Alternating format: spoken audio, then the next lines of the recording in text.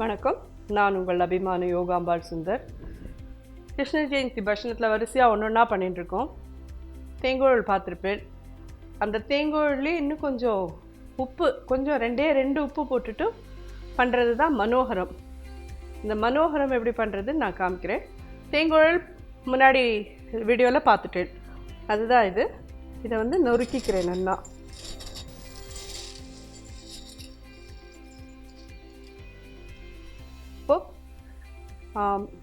ஜென்ரலாக நான் அளவு சொல்லிடுறேன். இதுக்கு நான் ஒரு 3/4 கப் கிட்ட வெல்லம் போட போகிறேன். 1/2 கிலோ மாவில் நீங்கள் தேங்கோழல் புரியிறேன் அப்படி சொன்னால் ஒரு 300 கிராம் கிட்ட வெல்லம் வேணும். அதை நீங்கள் பார்த்து அது பாக வச்சு எடுத்துக்கணும்.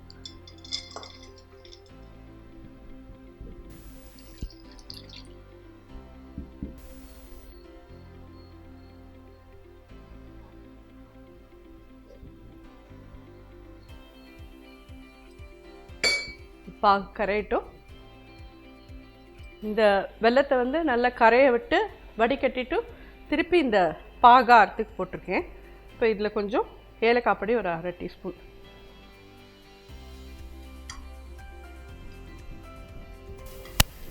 இப்போ இது பாகா எப்படி ஆயிருக்குன்றதை பார்த்துடலாம்.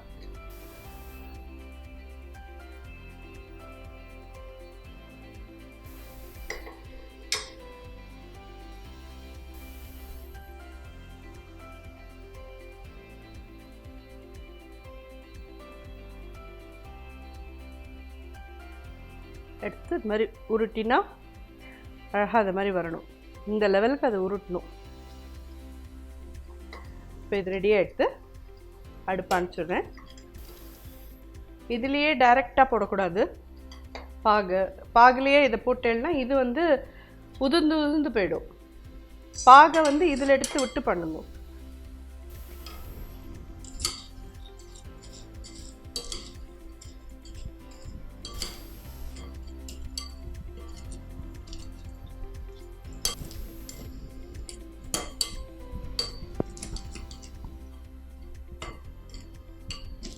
ஒன்றா எடுத்து போட்டு பிடிச்சிடுங்க எல்லோரும்.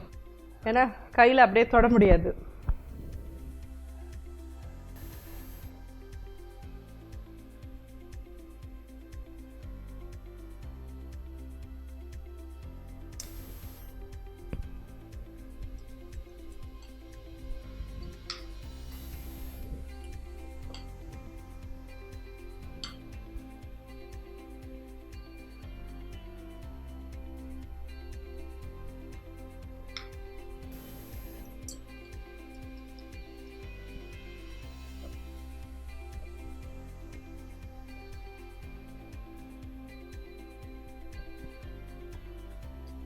இனிஷியலி வைக்கிறச்சே இந்த மாதிரி லூஸாக இருக்க மாதிரி இருக்கும்.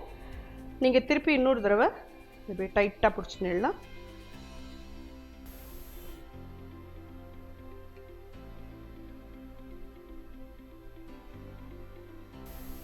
ஏன்னா கொஞ்சம் ஆறுனப்புறம் தான் நம்மளால் கையில் உருட்ட முடியும் அது.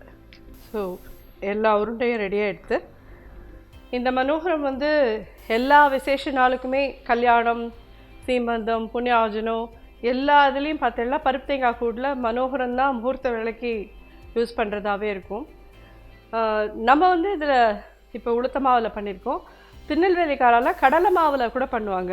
அது கொஞ்சம் விரல் தடிமனுக்கு இருக்கும். அதுவும் ரொம்ப நல்லாயிருக்கும். ஆனால் அது உருண்டையாக வராது, நீளமாக இருக்கும். பருப்பு தேங்காயில் மட்டும் அடைச்சிருப்பாங்க. இது நம்ம உருண்டையாகவும் பண்ணலாம். இது உங்கள் எல்லாருக்கும் ரொம்ப பிடிச்சிருக்குன்னு நினைக்கிறேன். பண்ணி பார்த்துட்டு எனக்கு சொல்லுங்க. நன்றி, வணக்கம்.